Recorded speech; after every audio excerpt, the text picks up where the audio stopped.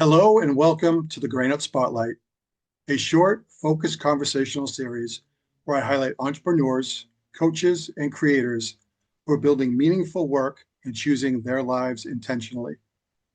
I'm Sean Bradbury, life coach, speaker, and founder of Grounded in Granite. Today's conversation is about freedom, identity, and the emotional patterns that quietly shape our lives. Daphne Vassalotti is a retired pediatric occupational therapist, a third-degree black belt in Aikido, and the author of the upcoming book, Mind Your Own Isness. After retiring nearly in just 9 years, she combined over 2 decades of clinical sensory processing expertise with martial arts philosophy to help people better understand the emotional survival patterns that keep them stuck. Today, she works with Gen X women to break free from codependency and hyper-independence so they can reclaim their emotional, personal, and financial freedom.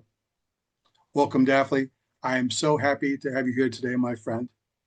Let's start here. Please share with us a brief version of your story and what led you to what you're building today. Thank you, Sean, and thank you for inviting me onto your podcast. It's an honor. What brought me to this point is it feels like my whole life has come full circle from my childhood memories to being married and having children, going to college, and my career as a pediatric occupational therapist while simultaneously studying for my third degree, studying Aikido over the years and finally reaching to my third degree black belt. But how everything just compiled, all that information isn't in separate categories. I've been able to synthesize them and understand what makes people tick. First of all, what made me tick, and understanding that everything I thought I had going for me, all the things that I was grateful for, and I realized I still felt that I was lacking, that on paper everything worked out great, that I should have everything I want, I should be grateful, but why did I feel like I was still climbing an uphill battle and not getting anywhere? So I had a recent breakup that in a way helped me hit rock bottom, and it basically forced me to slow down and stop and take a good hard look at myself and really understand how the childhood patterns got me to the point where I just felt like I needed to be in a relationship. I needed to feel saved because I didn't feel safe when I was a child. Even though I had a perfectly fine upbringing, there was things that children interpret. Like if you can think about us as computers, when we're born, those first 6 years, we're being programmed, systematically programmed by everything in our environment. And it's the way it's supposed to be. That's just how babies are. And you can have the best intentions as a parent, but that child, if they interpret something in a certain way, they're going to carry it with them into adulthood. So those little micro fears that we feel as a child, or those insecurities, manifest themselves in much bigger ways. And it can come out as people pleasing, overachieving, even micromanaging, and it can come out as avoidance or anxiousness. And when I discovered that, I was able to see the patterns everywhere. And then I saw how codependency falls into place. So that's really, there's codependency, and then there's all the different attachment styles. And then I was seeing that how people go from codependency of needing that other person, needing to fix and needing to save, to the other extreme where there's hyper independence. And I don't need you, I don't need anybody. And I was like, there's got to be a balance in between. And that's where I discovered interdependence, where you can still have a relationship, a loving, caring, secure relationship without needing that person desperately, without manipulating and even it's on a subliminal basis. And when you're not aware of that, all these negative patterns start creeping up. They start coming in through the cracks. So when I started the meditation practice consistently, I was able to see those subliminal, those unconscious patterns starting to creep through. And I saw that it wasn't just, I wasn't a victim from the breakup. I was responsible, at least half, 50% responsible, at least, if not more, because I didn't realize my patterns that were there. He might have, even if he told me, I wouldn't have understood. It wouldn't have mattered. So he had to leave for me. He had to break up for me to wake up. And once I saw it, I can't unsee it. And I've been doing a deep dive in recognizing, seeing the patterns in the music that we listen to, the stories, even the nursery rhymes, the Disney movies, how it's all embedded in our programming from when we were children. And that's why I decided to,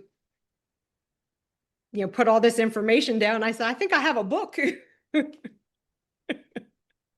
I believe you do. What you just said, you just unpacked a lot, which I really hope people go back and just listen to this intro because your awareness, your pattern recognition, going back to when you were a child, understanding how we are formed at infancy up until like age 6 or 7, like you said, we were just a sponge.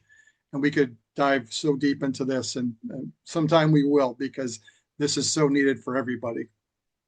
So, on to the next question. Who do you serve and what problem do you help them solve? Okay, I'm focusing on Gen X women because I'm at the very beginning of the Gen X generation. And I feel like we have been conditioned so deeply into serving others and with such intense guilt.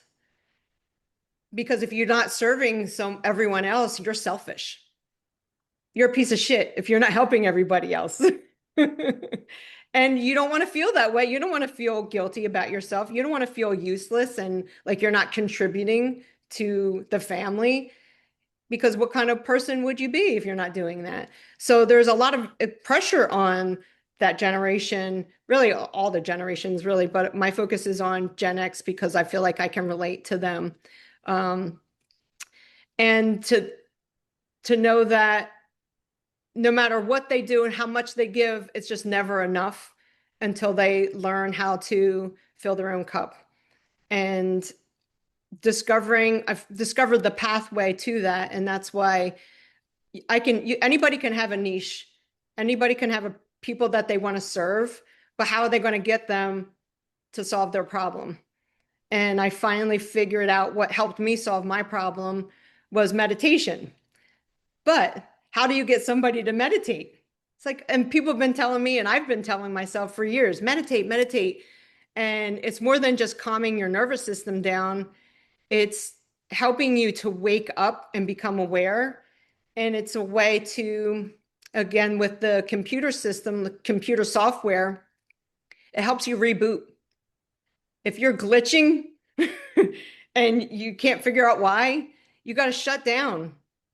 You got to shut off the computer in your head and reboot and then wake up. And it's not just once, doing it every day consistently, it refreshes the brain and it allows the sparks, the synchronicities, the awareness, the alignment.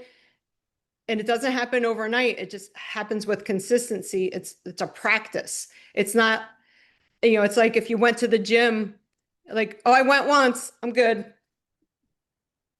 You got to do it every day to see massive change. And I feel like I've been meditating now for 92 days straight.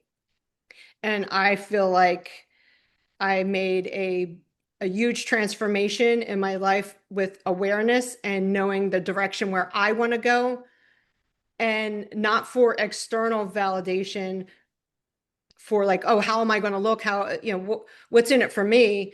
I'm thinking I've learned something very valuable and I want to share it.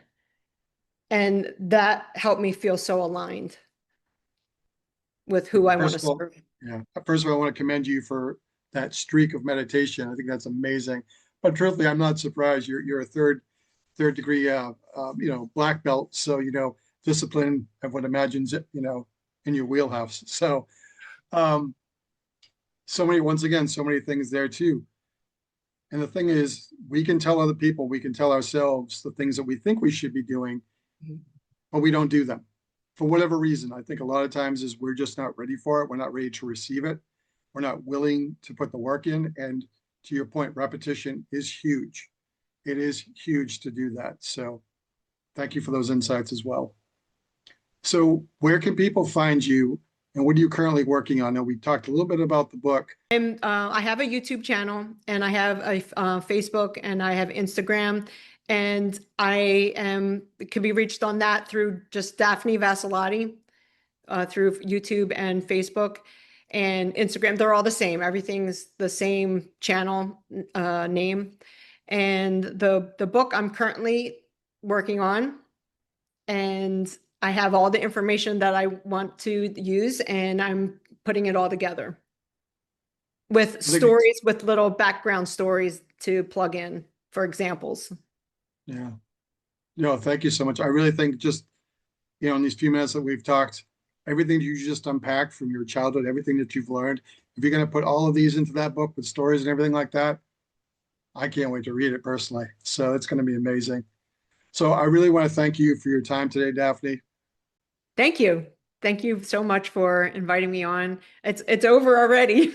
That's good. Not a problem. So if this conversation resonated with you, please feel free to reach out to Daphne or myself. You can also leave a comment or a question below. And thank you for joining us today. A life you want is built one choice at a time. Take care.